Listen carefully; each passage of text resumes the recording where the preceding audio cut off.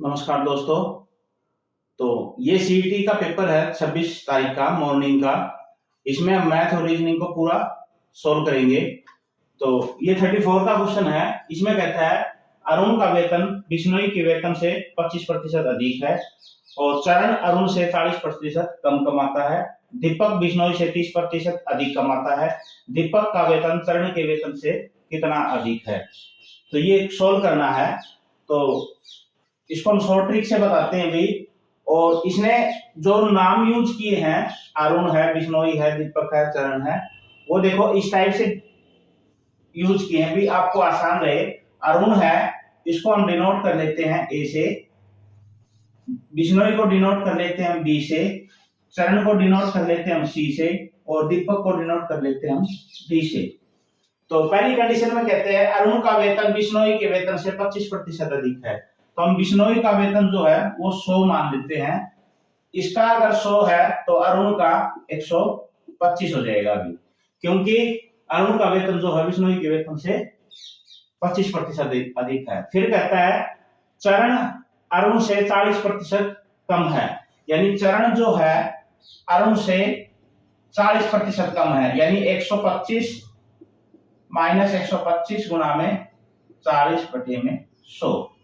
तो इसको हम सोल्व करेंगे। 0 से 0, 2 5 10, 2 दूनी 4, 25 भी। तो 125 माइनस का 50, ये आ गया 75 भी, यानी चरण का जो वेतन है वो हो गया भाई 75 भी। फिर इसके बाद कहता है दीपक बिश्नोई से 30% अधिक कमाता है भी। दीपक जो है बिश्नोई से 30% अधिक कमाता है, यानी आपके पास ये हो जाएगा 130, यानी 100 का 30% निकालोगे तो आपके पास ये टोटल आ जाएगा 130, यानी दीपक हो गया 130। फिर कहता है दीपक का वेतन चरण के वेतन से कितना अधिक है। दीपक का वेतन चरण के वेतन से कितने प्रतिशत अधिक है, तो इसमें से हम माइनस कर देंगे 130 माइनस 75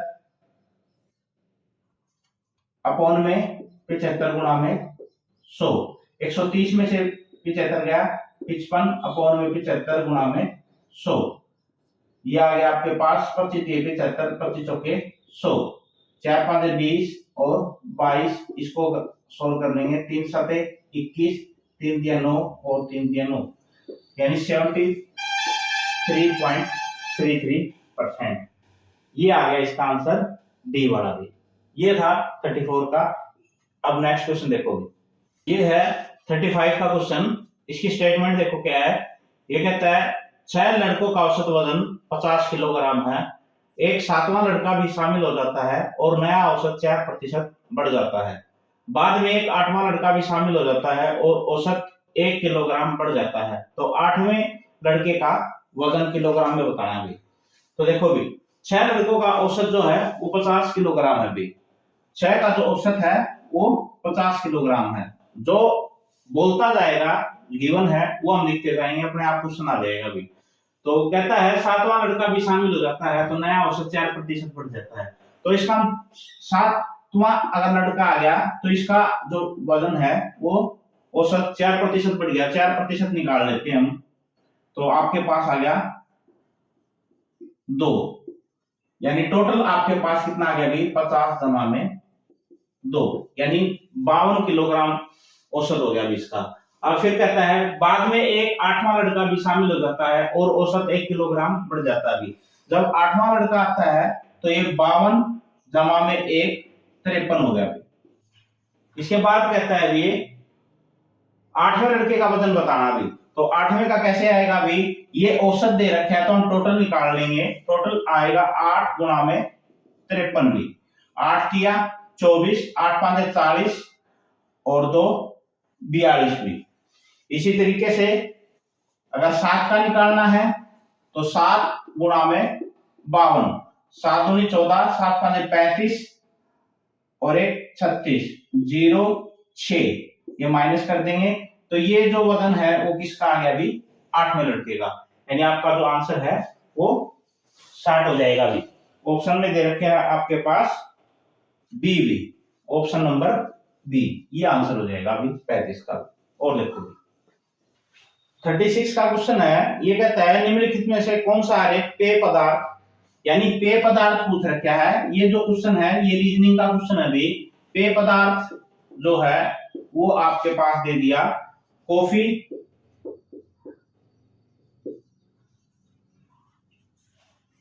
और मृत्यु, मृत्यु का मतलब होता है अभी शीतल पेय। तो सबसे पहले देखो पेय पदार्थ जो है वो कॉफी और शीतल पेय, यानी दोनों के दोनों भी, यानी किसमें इंक्लूड है ये इसको मान लेंगे हम, ये पूरा है पेय पदार्थ। इसके अंदर आते हैं दोनों कॉफी और शीतल जल। अब 37 का है, 37 में इसने क्या कर रखा है अभी, एक स्टेप में ये दे दिया, दूसरे स्टेप में इसने इसको ऐसे एक्स से काट दिया, फिर वापिस इसी को फिर लेके आया है और 4 डॉट ऐसे लगा दी। तो इसमें भी सेम ऐसे ही होगा। पहले आपके पास ये दे रखा है,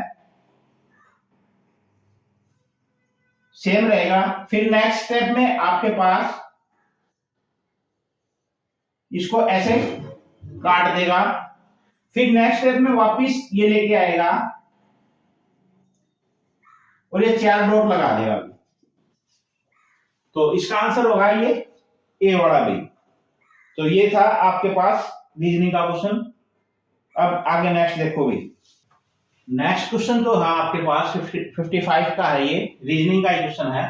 ये कहता है यदि रीड को 94 और 94 को ऐसे लिखा है 18 इंटू में 5 यानी 90 और 1 इंटू में 4 और 90 में 4 जोड़ दो 94 के रूप में कोडित किया जाता है, तो मैथ को कैसे कोडित किया जाएगा। देखो भी रीड 4 डिजिट है, मैथ भी 4 डिजिट है भी।